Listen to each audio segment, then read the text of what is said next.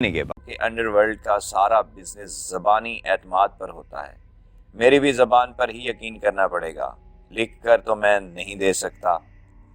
William ابھی tiger کی طرف سے مطمئن نہیں ہوا تھا۔ میری ٹپ تمہیں کس نے دی؟ ٹائیگر نے کہا تو وہ ایک دم چونک پڑا۔ اسرائیل کے سیکیورٹی خارجہ ہنری کو جانتے ہو؟ ہنری نے تمہیں میری ٹپ دی ہے؟ نہیں، ہنری تو مجھے نہیں جانتا، اس کی مسز نے مجھے یہ ٹپ دی ہے۔ ٹائیگر نے کہا، ہنری کی مسز نے؟ لیکن تمہارا اس سے کیا تعلق؟ وہ میری کلاس فیلو ہے۔ جھوٹ بولتے ہو تم، وہ تم سے کم از کم 15 سال بڑی ہوگی۔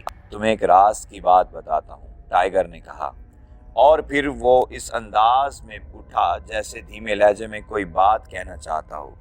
ولیم اس کے انداز پر ہی حیران تھا۔ ٹائیگر اس کی طرف بڑھا تو وہ بھی اٹھنے لگا، لیکن ٹائیگر نے اسے اٹھنے کی مہلت ہی نہ دی۔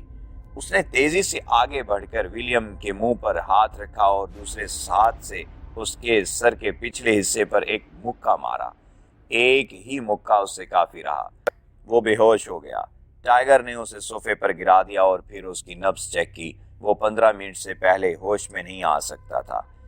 ٹائیگر نے اس کی ٹائی اتاری اور اس کے ہاتھ پشت پر رکھ کر باندھ دیے۔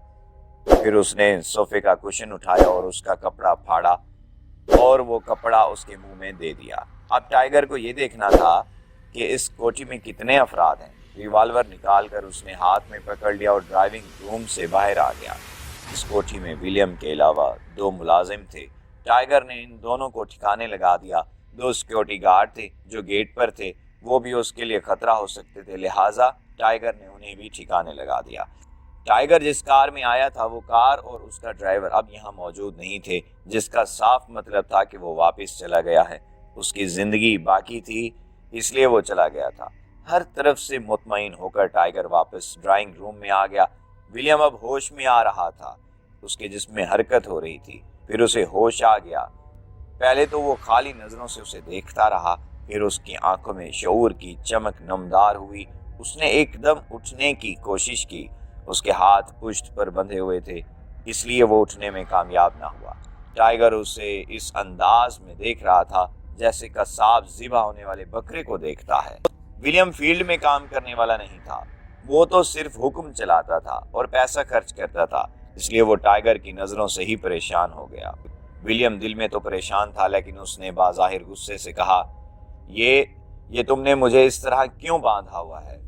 ٹائیگر نے خونی مسکراہٹ کے ساتھ کہا، جس جانور کو ذبح کیا جاتا ہے اسے باندھ دیا جاتا ہے۔ ولیم نے کہا، یہ کیا بکواس ہے؟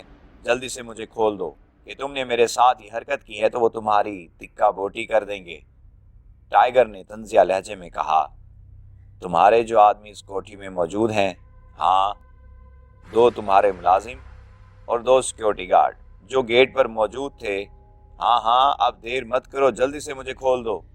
لیکن یہ 4 آدمی تو جہنم پہنچ چکے ہیں۔ نہیں، تم جھوٹ بولنے کے ماہر ہو، بہت بڑے جھوٹے ہو۔ تم اکیلے ان 4 کو نہیں مار سکتے، وہ 4 تربیت یافتہ ہیں۔ وہ 4 تربیت یافتہ اپنی تربیت کے ساتھ جہنم کی آگ تک پہنچ چکے ہوں گے۔ اب تمہاری باری ہے، لیکن اگر تم چاہتے ہو کہ تم زندہ رہو تو میں تم سے جو کچھ پوچھوں اس کا صحیح جواب دینا۔ نہیں، میں تمہارے کسی سوال کا جواب دینے کا پابند نہیں۔ تم اپنے 4 آدمیوں کی موت کا سن کر بھی ضد پر اڑے ہوئے ہو۔ خیر، میں دیکھتا ہوں کہ تم کتنے ضدی ہو۔ اس نے میز پر رکھی ہوئی چھری اٹھائی اور ایک قدم آگے بڑھا۔ چھری وہ ولیم کے کچن سے ہی اٹھا کر لایا تھا۔ تو تم کیا کرنے لگے ہو؟ وہ خوف زدہ سا ہو کر بولا۔ ٹائیگر نے ایسے لہجے میں کہا کہ جیسے وہ اپنے کسی پکنک پروگرام کا بتا رہا ہو۔ کچھ زیادہ نہیں، پہلے تمہاری ایک آنکھ نکالوں گا، اس کے بعد تمہارا ناک کاٹ دوں گا، پھر دوسری آنکھ نکالوں گا، اس کے بعد تمہاری ضد برقرار رہی تھی تو پھر یہ چھری تمہاری گردن پر بھی پھیر دوں گا۔ ٹائیگر کی بات سن کر ولیم کا چہرہ بگڑ گیا اور اس کے ماتھے پر پسینہ نمودار ہوا۔ ٹائیگر کی آنکھوں میں وحشت نظر آئی اور اس کا چھری والا ہاتھ بلند ہوا۔ رک جاؤ، اس نے ولیم کو خونی نظروں سے دیکھا۔ ولیم نے چیخ کر کہا تو ٹائیگر کا ہاتھ فضا میں رک گیا۔ ولیم نے خوفزدہ لہجے میں کہا۔ پوچھو پوچھو، کیا پوچھنا ہے تمہیں؟ ٹائیگر کا چھری والا ہاتھ نیچے آ گیا۔ ہنری سے تمہارے تعلقات کیسے ہیں؟ ولیم نے کہا، میری اس کے ساتھ بزنس پارٹنرشپ ہے۔ ٹائیگر نے کہا، یہ جو تمہارا نائٹ کلب کا بزنس ہے اس میں؟ نہیں، اسمگلنگ میں وہ میرا پارٹنر ہے۔ اسمگلنگ میں 40% میرا، 20% ہنری کا اور 40% حکومت کا ہوتا ہے۔ ٹائیگر نے حیران ہو کر کہا، اسرائیلی حکومت خود اسمگلنگ کرواتی ہے؟ ہمیں تو پیسے سے غرض ہے۔ پیسہ ہم نے مسلمانوں کی بربادی کے لیے خرچ کرنا ہے اور اسرائیل کو گریٹ بنانا ہے، اس لیے وہ ہر بزنس جو باقی دنیا کے لیے ناجائز ہے ہمارے لیے جائز ہے۔ برباد مسلمانوں نے نہیں ہونا، تم نے ہونا ہے۔ تم جانتے ہو کہ تمہاری مسلمانوں سے جو جنگ ہوگی، تم اپنی جان بچانے کے لیے پتھروں کے پیچھے چھپو گے، تو پتھر بھی مسلمان کو بتا دے گا کہ میرے پیچھے یہودی چھپا ہے۔ ولیم نے چونکتے ہوئے کہا، کیا مطلب؟ تم مسلمانوں کی ہمدردی کر رہے ہو؟ اوہو، تم یہودی نہیں ہو، مسلمان ہو۔ ٹائیگر نے فخریہ لہجے میں کہا، اب تم صحیح سمجھے ہو، الحمدللہ میں مسلمان ہوں۔ ولیم نے مضبوط لہجے میں کہا، اب میں تمہارے کسی سوال کا جواب نہیں دوں گا۔ تم میں اتنی جرت نہیں کہ تم میرے سوالوں کے جواب دینے سے انکار کرو، لیکن اب مجھے تم سے سوال کرنے کی ضرورت نہیں ہے۔ اب میں ہنری سے ہی سوال کروں گا۔ چھری ولیم کے دل میں اتر گئی۔ ولیم کے حلق سے ایک چیخ بلند ہوئی اور بندھا ہونے کے باوجود وہ تڑپنے لگا۔ ٹائیگر نے اپنے بوٹ سے اپنا میک اپ باکس نکالا اور پھر چند منٹ بعد وہ ولیم بن چکا تھا۔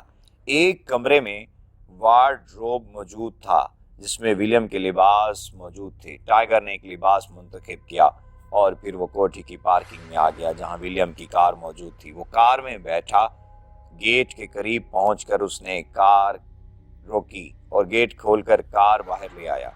باہر آ کر اس نے پھر کار روکی، گیٹ بند کیا اور پھر چند لمحوں بعد وہ ہنری کی کوٹھی کی طرف بڑھنے لگا۔